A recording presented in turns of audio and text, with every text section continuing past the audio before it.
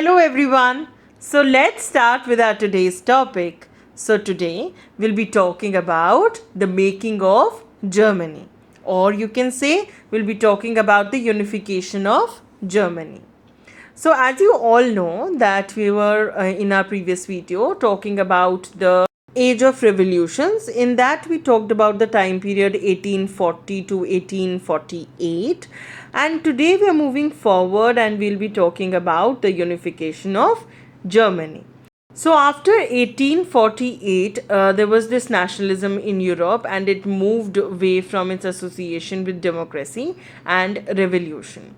So nationalism in Europe during the time period that is late 19th century, it actually moved away from its main motive of democracy and revolution, and nationalist sentiments were often mobilized by conservatives for promoting state power and achieving political domination over Europe.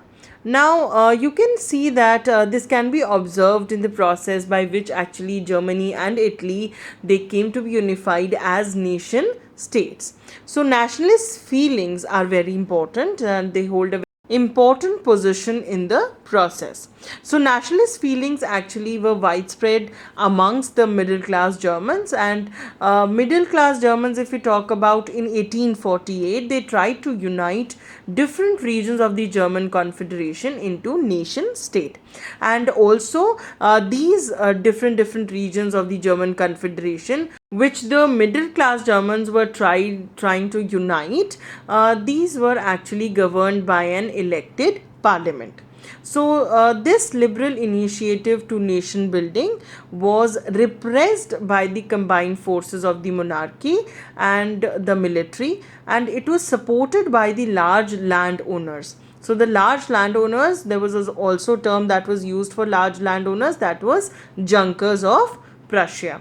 So all these initiatives which were being done by the middle class Germans to make a nation state that was to be governed by a elected parliament, these all steps, or you can say these all efforts of the middle classes, were actually repressed by the combined forces of monarchy, military and the large landowners of Prussia.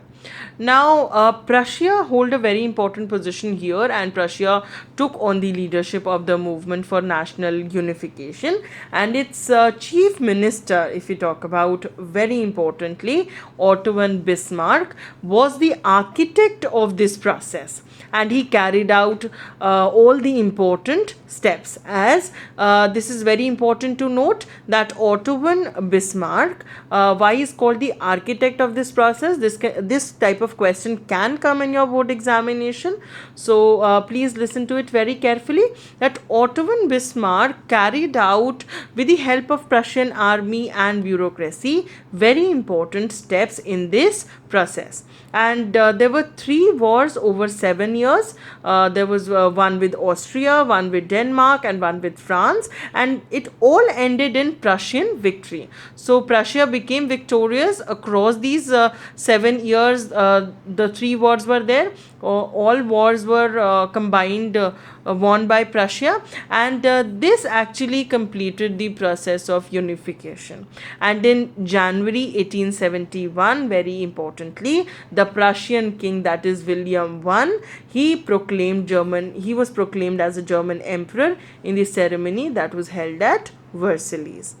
Now, on the bitterly cold morning of 18 January 1871, if we talk about, a very important incident took place, that is an assembly comprising of the princes of the German states. There were the representatives of the army, and there were some important Prussian ministers, which included the chief minister of Prussia, that is Otto von Bismarck. They all gathered there in the assembly on morning of 18 January 1871, and they gathered in an unheated hall of mirrors in the palace of Versailles. Why they gathered there? That because they wanted to proclaim the new German empire that was being headed by Kaiser William I of Prussia. Now, very importantly, the nation building process in Germany, it had demonstrated the dominance of Prussian state power, and the new state placed a strong emphasis on the modernizing of the currency, banking, legal and judicial systems in Germany. Now, Prussian measures and practices, they were often actually became a model for the rest of Germany to follow. Now, children, that's all for today.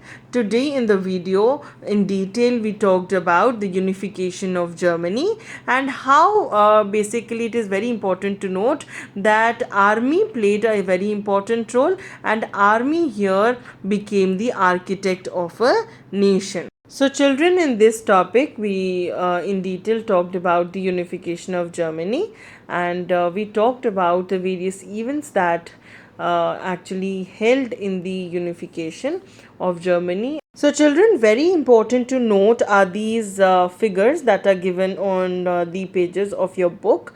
So, one important figure is figure number 11 given on page number 19 of your book. So, this picture shows the proclamation of German Empire in the Hall of Mirror at Versailles. And this picture, in this picture, you can see at the center there is Kaiser, and he's standing over there in the center, and the chief commander of the Persian army. Then there is General von Roon, and near him is Bismarck. And this monumental work, this piece of art, was completed and presented by the artist to Bismarck on his 70th birthday in 1885. So, children, that's all for today. Today, in detail, we discussed about the unification of Germany. So, in the next video, we'll be talking about the unification of Italy in detail. So, till then, thank you so much.